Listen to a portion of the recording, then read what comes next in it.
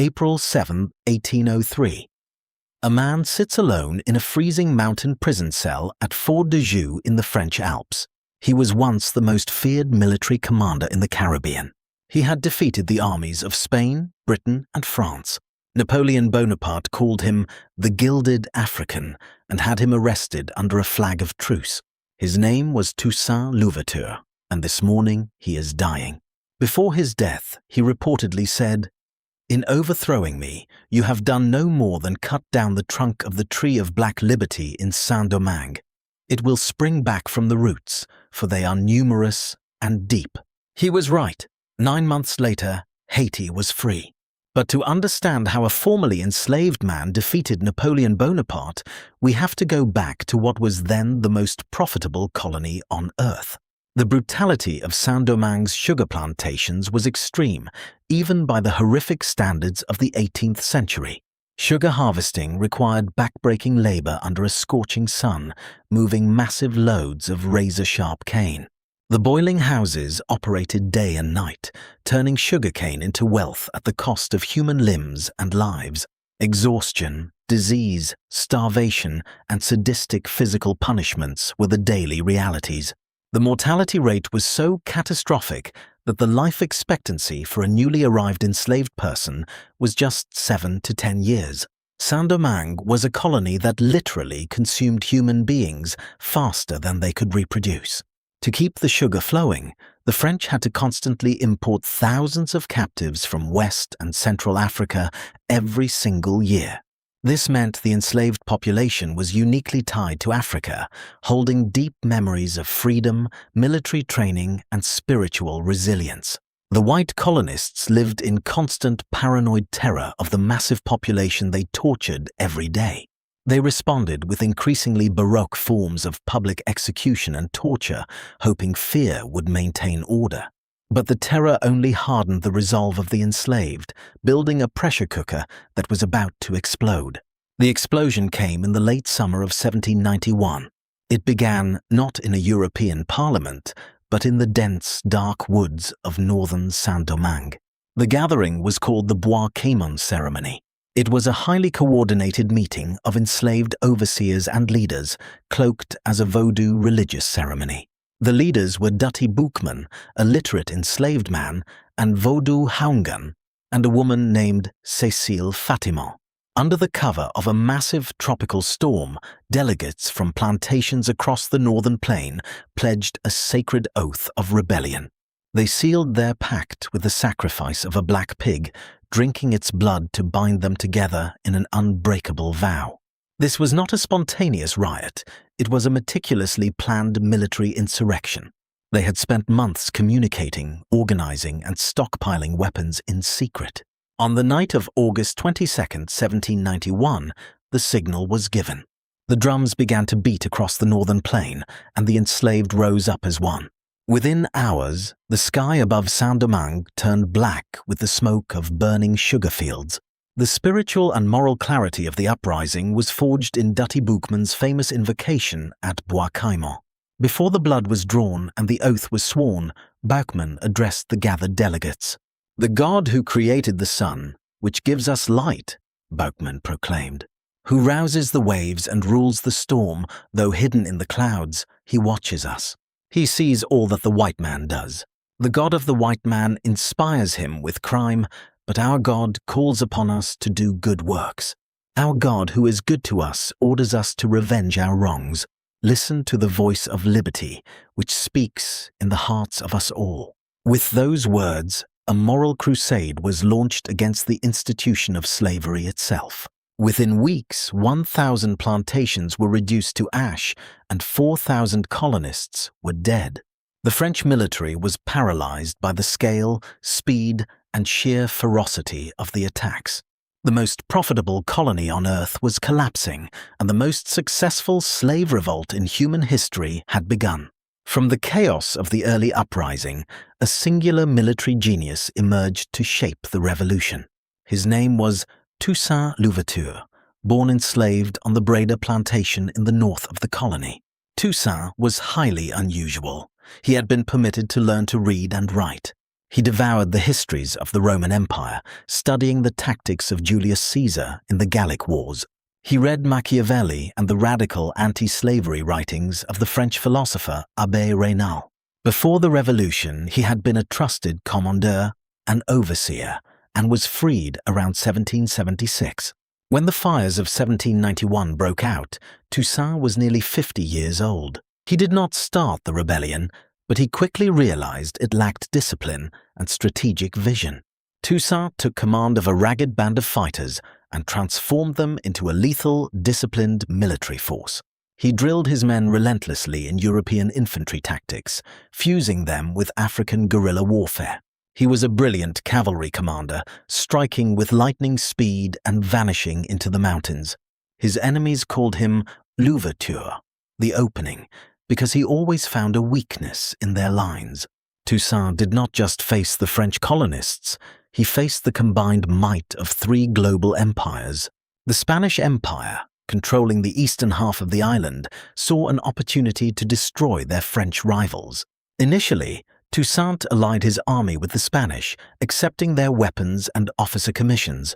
He fought brilliantly under the Spanish flag, crushing French Republican forces across the colony. But in 1794, the radical French government in Paris made a monumental, desperate decision. Facing total defeat, France officially abolished slavery in all its colonies, hoping to win the black armies to their side. Toussaint, whose ultimate goal was always the permanent end of slavery, immediately switched allegiances. He turned his hardened army against his former Spanish allies, driving them back across the border. But a new, even deadlier threat had already arrived on the shores of Saint-Domingue. The British Empire, terrified that a successful slave revolt would spread to Jamaica, decided to intervene. Britain sent tens of thousands of redcoats to seize the colony, restore slavery, and crush the revolution. The British invasion of Saint-Domingue was one of the greatest military disasters in English history. They captured coastal cities and attempted to reinstate the brutal plantation system. But they were met by Toussaint Louverture's formidable Black Army, fighting for their very existence. Toussaint waged a relentless war of attrition against the British forces for 5 brutal years. He forced them to fight in the rugged interior, where British military formations fell apart. But Toussaint's most powerful ally against the British was the tropical environment itself. Yellow fever, carried by mosquitoes, decimated the British ranks with terrifying speed. Whole regiments died without ever firing a shot at Toussaint's army. By 1798, the British had lost a staggering 60,000 men in the Caribbean, mostly to disease. Defeated, bankrupt, and humiliated, the British were forced to negotiate a complete withdrawal with Toussaint. A formerly enslaved man had negotiated head-to-head with the British Empire and won. By 1801, Toussaint had conquered the entire island, drafting a constitution that outlawed slavery forever. Toussaint Louverture was now the undisputed ruler of Saint-Domingue, though he claimed loyalty to France. But back in Paris, a new dictator had seized power, Napoleon Bonaparte. Napoleon viewed Toussaint's autonomous Black Republic as an unacceptable insult to French supremacy. He also harbored grand ambitions for a massive French empire in the Americas, centered in Louisiana. That empire required the staggering profits of a revived Saint-Domingue to fund it. And that meant only one thing. Napoleon intended to reinstate slavery by force. In December 1801, Napoleon dispatched his brother-in-law, General Charles Leclerc, to crush Toussaint. Leclerc arrived with 40,000 veteran soldiers, the largest armada France had ever sent across the Atlantic. Napoleon's secret orders to Leclerc were explicit: decapitate the black leadership and return the population to chains. Rid us of these gilded Africans, Napoleon wrote, and we shall have nothing more to wish. Toussaint's forces fought a scorched earth campaign, burning their own cities rather than surrendering them. But through bribery, false promises, and sheer military weight, Leclerc slowly cornered Toussaint's generals. In June 1802, General Leclerc offered Toussaint a peace treaty and safe conduct to negotiate. It was a trap authorized directly by Napoleon Bonaparte. The moment Toussaint arrived at the meeting, he was surrounded, stripped of his weapons, and arrested. He was forced onto a warship and deported to France, forever separated from the nation he had built. Napoleon ordered Toussaint transported to Fort de Joux, a grim medieval fortress high in the freezing French Alps. The conditions of his imprisonment were intentionally designed to break and kill him. A man born in the tropics was thrown into a freezing, damp stone cell. He was stripped of warm clothing, given minimal food, and denied a fire in the dead of winter.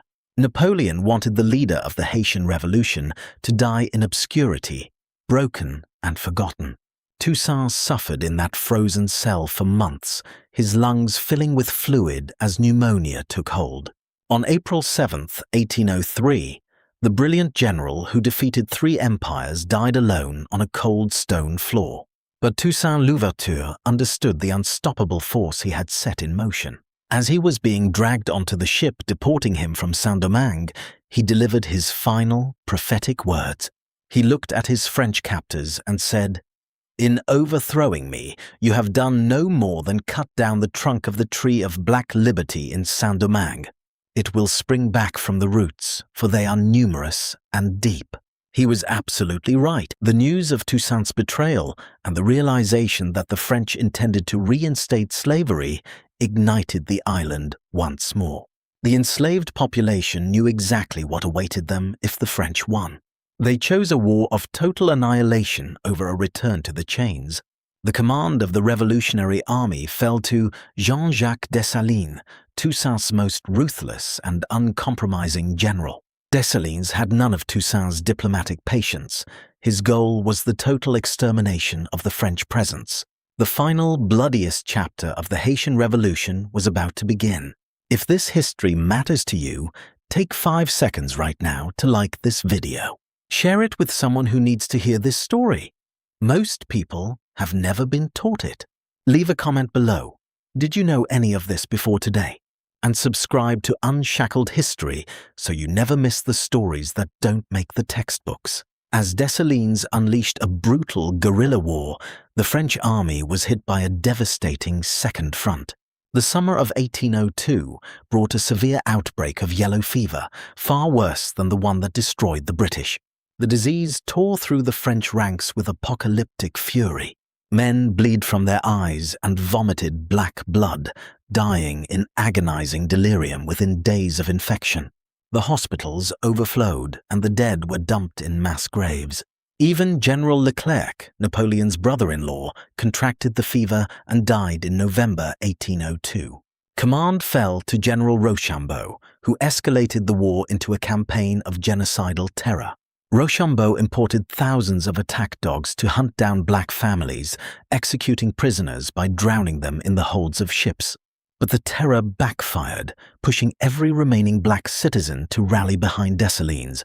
Ultimately, 50 to 60,000 French soldiers died in Saint-Domingue, the vast majority from yellow fever. Napoleon's Grand American Army was rotting in the tropical sun. The decisive moment came on November 18, 1803, at the Battle of Vertières. General Rochambeau and his remaining diseased French forces were heavily entrenched in blockhouses near Cap Français. Dessalines ordered his generals to take the hills, launching massive frontal assaults. The black troops charged straight into sweeping French artillery fire, showing unbelievable courage. General François Capois, known as Capois l'Amour, had his horse shot out from under him. He stood up, drew his sword, and charged forward on foot, yelling, "Forward! Forward!" Even the French soldiers, watching from their barricades, briefly stopped firing to applaud his raw bravery. By nightfall, the French lines were broken, their fortifications shattered. Rochambeau realized that to stay and fight meant the total annihilation of his surviving forces. He surrendered, agreeing to evacuate the remaining French troops from the island forever. The enslaved had defeated the greatest military power in Europe on the open battlefield.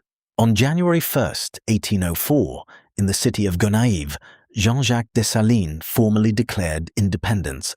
He tore the white stripe from the French tricolour flag, creating a new flag of blue and red. He cast off the colonial name of Saint-Domingue forever. In its place, he resurrected the ancient indigenous Taino name for the land, Haiti, meaning land of mountains. Haiti became the first independent Black republic in the history of the world. It became the first nation in the Western Hemisphere to permanently and unconditionally abolish slavery. The Constitution of 1805 declared that any person of African descent arriving on Haitian shores was immediately free. The enslaved population had not just rebelled, they had destroyed the society that oppressed them and built a state in its place. It was a monumental achievement, a beacon of human liberty echoing across a world dominated by empires. But the global powers that surrounded Haiti were entirely unwilling to forgive them for winning. The international community immediately quarantined the new Black Republic, treating its very existence as a threat. For 2 decades, France refused to recognize Haitian independence, threatening another devastating invasion. In 1825, King Charles X of France sent a fleet of warships to the coast of Haiti. He offered recognition on one staggering, vindictive condition. Haiti was forced to pay an indemnity of 150 million francs to compensate French planters for their lost property.